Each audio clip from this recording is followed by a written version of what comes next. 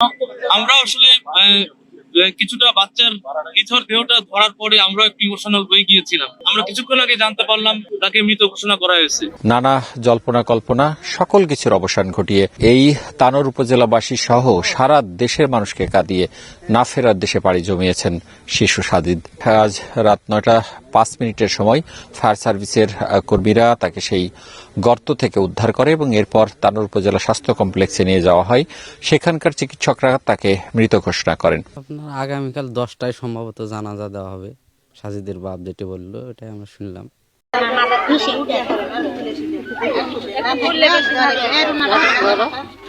এই কূপে যখন পড়ে আপনি আপনার ছেলের শব্দ শুনেছেন? হ্যাঁ, আমি কান্না শুনেছি। মা মা করে ডাকছিল আমাকে।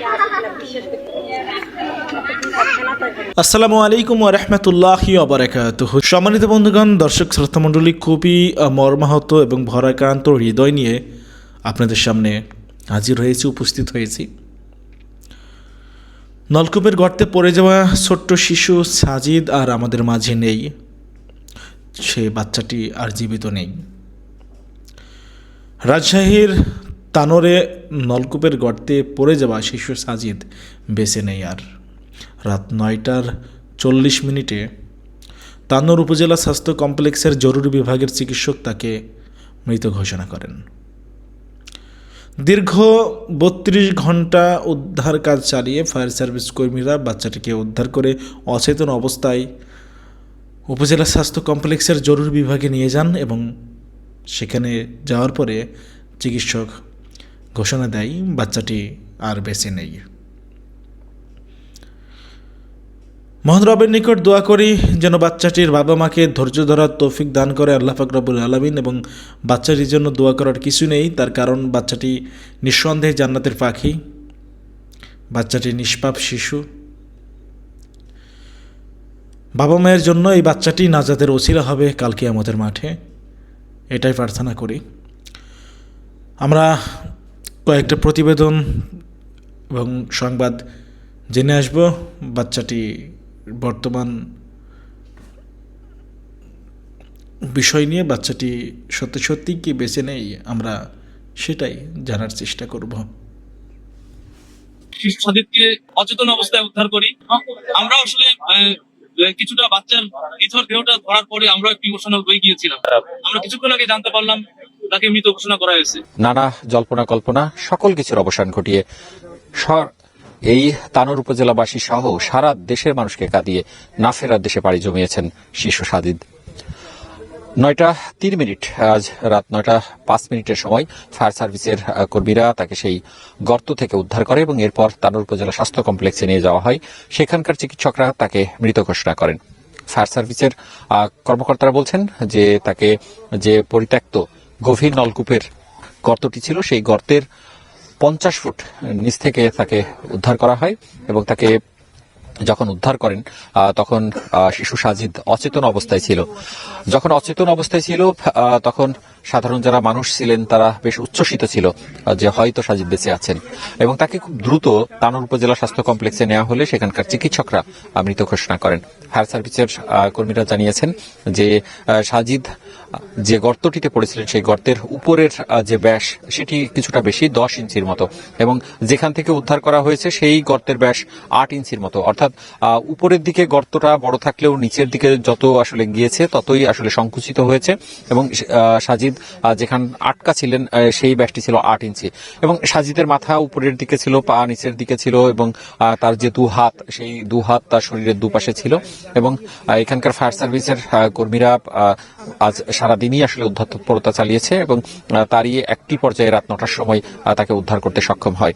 একটু জানিয়ে রাখি যে গতকাল বুধবার 1টার দিকে মায়ের সাথে সাজিদ যাচ্ছিলেন মাঠের মধ্য দিয়ে, তার মা আগে ছিলেন এবং সাজিদ কিছুটা পেছনে ছিলেন। সাজিদের মায়ের কোলে একটি শিশু সন্তান ছিল এবং সাজিদ পিছনে পিছনে যাচ্ছিলেন। হঠাৎ করে সাজিদ নিখোঁজ হয়ে যান এবং সে সময় তার মা বাঁচাও এরকম চিৎকার করতে থাকেন। তখন সাজিদের মা পিছনের দিকে ঘুরে সাজিদকে নিখোঁজ অবস্থায় পায়। এরপর পাশের পুকুরে খোঁজ করে যখন না পান তখন আবার সাজিদের কণ্ঠ শুনতে পারেন এবং তখন বুঝতে পারেন যে সেই গর্তে পড়ে গেছে এবং এরপর স্থানীয়রা দুপুর 2টা থেকে উদ্ধার প্রচেষ্টা শুরু করে। এরপর 4টার দিকে তানোর যে ফায়ার সার্ভিসের কর্মীরা রয়েছেন সেই কর্মীরা উদ্ধার তৎপরতা শুরু করেন। এরপর এরপর চাঁপাইনবাবগঞ্জ এবং রাজশাহীর সব মিলিয়ে 8টি ফায়ার সার্ভিসের কর্মীরা, ইউনিটেড ফায়ার সার্ভিসের কর্মীরা উদ্ধার তৎপরতা শুরু করেন। মৃত ঘোষণা যখন করা হয় তারপর কিছুক্ষণ আগে তার মরদেহ তার বাড়িতে নিয়ে আসা হয়েছে এবং তার যে পরবর্তী প্রক্রিয়াগুলো সেগুলো শুরু করা হয়েছে। এবং সাজিদের এই অকাল মৃত্যুতে সারা দেশের মানুষের মনের মধ্যেই এক ধরনের কষ্ট রয়েছে এবং বলা চলে যে সকলকে কাঁদিয়ে সাজিদ না ফেরার দেশে চলে গেলেন। আগামীকালকে সকাল 10টায় পারিবারিক গোরস্থান ঠিক আমার সামনেই তাদের সেখানে দাফন করা হবে। একটু বলবেন যে আসলে কি অবস্থা এই পরিবারটি এবং এই আগামীকালকে জানানো কখন হবে এবং কিভাবে এটি আয়োজন করা হয়েছে? আপনার আগামীকাল 10টায় সম্ভবত জানাজা দেওয়া হবে, সাজিদের বাপ যেটি বললো ওটাই আমরা শুনলাম, এই তো আর কি। সাজিদ, এই পরিবারটি আপনাদের আত্মীয় কি হয় এবং এই পরিবারটি যেহেতু একটি মারা গেছে, একটি ছোট্ট শিশু মারা গেছে, নিঃসন্দেহে একটি শোক স্তব্ধ পুরো পরিবার, সবাই শুধু সাজিদের পরিবার না, শুধু রাজশাহী না, শুধু তানোর না, সারা বাংলাদেশের মানুষ। এমনকি আমি দেখেছি যে আমি যখন লাইভ করেছি তখন অসংখ্য মানুষ আমার মেসেঞ্জারে নক করেছে এবং জানতে চেয়েছে যে সাজিদকে উদ্ধার করা সম্ভব হয়েছে না। অর্থাৎ বাংলা ভাষাভাষী বিশ্বের যে মানুষ আছে, অসংখ্য মানুষ সাজিদের আসলে জীবিত মুখ দেখতে চেয়েছিল, কিন্তু আসলে শেষ পর্যন্ত সেটি হয়নি। আসলে এখন এই বাড়ির কি অবস্থা বা আপনারা কি ভাবছেন? আমি পাশের গ্রাম থেকে এসেছি, আসলে পাশাপাশি আমাদের গ্রাম, আমরা এই 3 জন এখন পর্যন্ত আছি। সাজিদ খেলাধুলা করতে করতে যেই আপনার গর্তে পড়ে যায়, এটা আসলে বাংলাদেশে নজিরবিহীন। এইরকম ঘটনা বাংলাদেশে এর পূর্বে কোনোদিনই ঘটেনি এবং শোনা যায়নি। আমার এই বয়স পর্যন্ত আমি কোনোদিনই কখনো শুনিনি এইরকম একটা মর্মান্তিক ঘটনা। যাই হোক, যে মর্মান্তিক ঘটনাকে উপলক্ষ করে আমরা এখানে এসেছি। প্রশাসনের লোক, ফায়ার সার্ভিসের লোক উদ্ধার তৎপরতার জন্য অনেক কাজ করে গেছেন। তাদের অদম্য পরিশ্রমের ফলে শিশুটাকে উদ্ধার করা সম্ভব হয়েছে ঠিকই, কিন্তু যখন পর্যন্ত তাকে উদ্ধার করা হয় তখন পর্যন্ত সম্ভবত জীবিতই ছিল। কারণ যদি মারা যেত, আগে যদি মারা যেত, তাহলে তার নিথর দেহটা ঠান্ডায় পরিপূর্ণ হয়ে যেত, কিন্তু না, তার দেহটা ছিল গরম ভাবাপন্ন, এই আর কি। আগামীকাল সরকারি গুরুস্থানের এই সাজিদের আর কি জানাজায় অনুষ্ঠিত হবে। ধন্যবাদ। আসলে এখানে তিনি এসেছেন পাশের গ্রাম থেকে, যদিও গ্রামগুলো খুব কাছাকাছি এবং গ্রামের মানুষগুলো আসলে জানেন আপনারা যে একে অপরকে আসলে চেনেন, জানেন এবং প্রত্যেকের সাথে একটি সৌহার্দ্য সম্পর্ক থাকে এবং একটা আলাদা একটা সম্পর্ক থাকে এবং বন্ধুত্বপূর্ণ সম্পর্ক থাকে। সেই জায়গা থেকে আমরা গত 2 দিন এখানে যেটি দেখেছি, অসংখ্য মানুষের ভিড় ছিল। সেই ছোট্ট সাজিদ, 2 বছরের সাজিদ, তাকে হয়তো কেউ চেনে না, কিন্তু যে মর্মান্তিক ভাবে তার মৃত্যুর ঘটনা, এই ঘটনা আসলে সারা দেশের মানুষের হৃদয়কে কাঁপিয়ে দিয়েছে এবং সারা দেশের মানুষের চোখে জল এনে দিয়েছে। বিশেষ করে ঘটনাটি এক মিনিটে যদি আমি বলতে চাই যে গতকালকে দুপুরবেলার দিকে সাজিদ তার মায়ের সাথে হাঁটতে হাঁটতে একটি জমি পার হচ্ছিল, অর্থাৎ নাড়ার স্তূপের উপর দিয়ে হেঁটে যাচ্ছিল এবং সাজিদের আর একটি ছোট ভাই তার মায়ের কোলে ছিল। সাজিদ হেঁটে যাচ্ছিল তার মায়ের সাথে সাথে হাত ধরে। ঠিক এমন সময় চোরাবালির মতো সে গর্তে ঢুকে একেবারে তলিয়ে যায় এবং সে মা বলে চিৎকার করলে তার সেই মা এত অসহায়ত্ব বোধ করেন, তখন এই মুহূর্তে তাকে উদ্ধার করার মতো তার শারীরিক পরিস্থিতি ছিল না। ঠিক পরিস্থিতি হয়নি। গত 2 দিনে বিশেষ করে 32 ঘন্টা শ্বাসরুদ্ধকার এক অভিযান চালিয়েছে ফায়ার সার্ভিসের কর্মীরা, উদ্ধার তৎপরতা চালিয়েছেন তারা। নানা রকমের কায়দা কৌশল করে, নানা প্রযুক্তি ব্যবহার করে তারা এই 32 ঘন্টা বিরতিহীনভাবে কাজ করছে, রাত দিন কাজ করছে। তবে শেষ পর্যন্ত যখন সাজিদকে পাওয়া গেল তখন আর সে দুনিয়াতে নেই।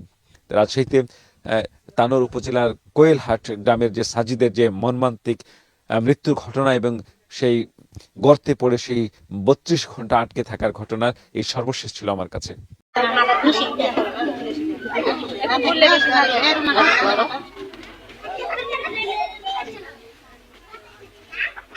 সেই 2 দিন ধরে অভিযান চালিয়েও আপনার ছেলে এখনো উদ্ধার হয়নি, তো আপনি এটা নিয়ে কি শঙ্কিত? আপনাকে প্রশাসন থেকে কি সহযোগিতা করা হচ্ছে, আশ্বস্ত করা হচ্ছে যে উদ্ধার হবে? এই অভিযান নিয়ে কি আপনার কোনো দ্বিমত আছে যে অভিযান ঠিক মতো হচ্ছে কিনা, দ্রুত হচ্ছে কিনা? আমার তো মনে হচ্ছে দ্রুতই হচ্ছে। এই কূপে যখন পরে আপনি আপনার ছেলের শব্দ শুনেছেন? হ্যাঁ, আমি কান্না শুনেছি। মা করে ডাকছিল আমাকে। অনেক রকম কথা বলছে যে আসলে সে কূপে পড়েছে কিনা বা পুকুরে পড়েছে কিনা। বাচ্চা কূপেই পড়েছে, আমি আমার বাচ্চার কান্না শুনেছি, মা করে ডাকছিল আমার। আপনার সন্তান মোট 3টা না? হ্যাঁ, এটা 2 বছরের, আর 2টা কে আপনার কত বছরের? আর একটা 9 বছরের, একটা 3 মাসের। ওখানে কেন গেছিলেন আপনি? ওখানে টলি পুঁতা ছিল, আমার বাচ্চা নিয়ে আমি টলি দেখতে গেছিলাম। 2 বাচ্চা নিয়ে গেছিলাম 2 কুলে। ওর একটা বাচ্চা আমি ওই যেটা পড়ে গেছে ওটা আমি নামাই দিছি আমার কুল থেকে, ডানা লাগিয়ে গেছে। আমি বলছি আপনি হাঁটে চলো, আর আমি আগে আগে হেঁটে যাচ্ছি, পিছন পিছন আমার ওই বাচ্চা হেঁটে যাচ্ছে। আমি গর্ত পার হয়ে চলে গেছি।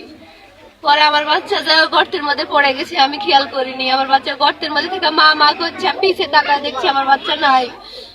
পরে আমি বলছি আমার বাচ্চা মনে হয় পুকুরে পড়ছে, বলে আমি একটু আগে এসে দেখছি না, আমার বাচ্চা গর্তের ভিতর থেকে আমাকে ডাকিচ্ছে মা মা করে। আওয়াজ উঠে এসছে। ওখানে আর লোকজন ছিল কি আশেপাশে আপনি যে সময় আপনার হ্যাঁ, বাচ্চা পড়ে? অনেক কয়টা লোক ছিল, টলির সাথে অনেক কয়টা 6-7টা মানুষ ছিল। যে ছেলেটা মারা গেল এটা সম্পর্কে আমার নাতি, আমার ভাতিজির ছেলে। গতকাল বেলা 1টার সময় বাচ্চাটা বোরিংয়ের গর্তের মধ্যে পড়ে যায়। 4টার থেকে উদ্ধার কার্য শুরু হয় ফায়ার সার্ভিসের মাধ্যম দিয়ে। দীর্ঘ 32 ঘন্টা পরিশ্রম করার পরে ছেলেটাকে পাওয়া গেছে। আলহামদুলিল্লাহ, তখন শুনলাম যে বাচ্চা জীবিত, ভালো লাগলো, শুকরিয়া আদায় করেছি। পরবর্তীতে মেডিকেলে পৌঁছার পরে এখন খবর পাচ্ছি যে বাচ্চাটাকে ডাক্তার সাহেব নাকি মৃত ঘোষণা করেছে। তো যাই হোক, আল্লাহ পাক যেন শিশু বাচ্চাটিকে হেফাজত করে এবং তার শোক সন্তপ্ত বাবা মা পরিবারের জন্য আল্লাহ পাকের তরফ থেকে আমি দোয়া কামনা করছি, তারা যেন আল্লাহ পাক তাদেরকেও হেফাজত করে। অক্লান্ত পরিশ্রম করেছে যারা, তাদেরকেও যেন আল্লাহ হেফাজত করে।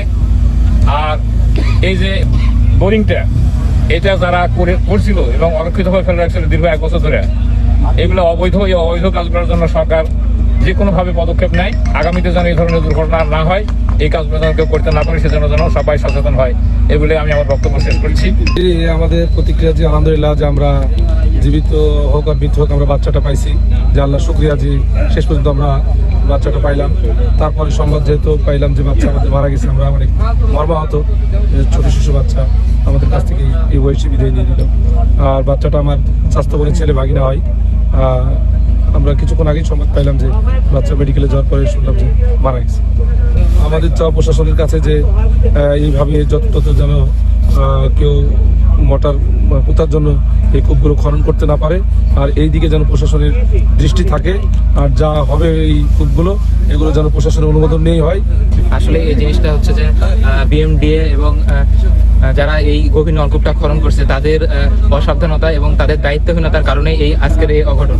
আমরা এই অঘটনের মানে দৃষ্টান্তমূলক শাস্তি চাই। এবং আর এই যে আমাদের 25 থেকে 30 ঘন্টার যে উদ্ধার অভিযান চলমান ছিল, এটা যাতে বহির্বিশ্বে যেরকম প্রযুক্তির মাধ্যমে খুব দ্রুত এই মৃত্যুর হার কমানো যায়, এই জিনিসটা বাংলাদেশকে প্রযুক্তির উপর। প্রিয় দর্শক, আমি অনেক আশা করেছিলাম, অনেক আশা নিয়ে অপেক্ষা করছিলাম যে বাচ্চাটি হয়তো বেঁচে ফিরবে বাবা মায়ের কাছে।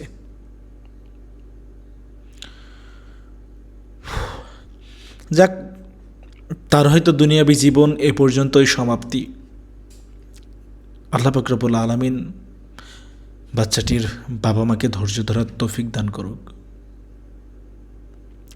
এই ছোট্ট শিশু সাজিদ, সে তো নিষ্পাপ শিশু, তার জন্য কি বলবো, দোয়া করার কিছু নেই। সে নিঃসন্দেহে জান্নাতের পাখি। কাল কিয়ামতের মাঠে এই বাচ্চাটি হবে তার বাবা মায়ের জন্য নাজাতের ওসিলা। তবে একটা কথা না বললেই নয়, আজকে এই শিশু সাজিদের যে প্রাণ গেল, বাবা মায়ের বুক যে খালি হলো, এর জন্য দায়ী আসলে কে?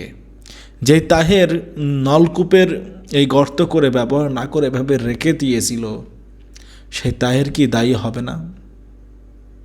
সেই তাহের কি দায়ী নয় এই শিশুটির এই অবস্থার জন্য? শিশুটির যে প্রাণ চলে গেল শুধুমাত্র তাহেরের এই কাজের কারণে।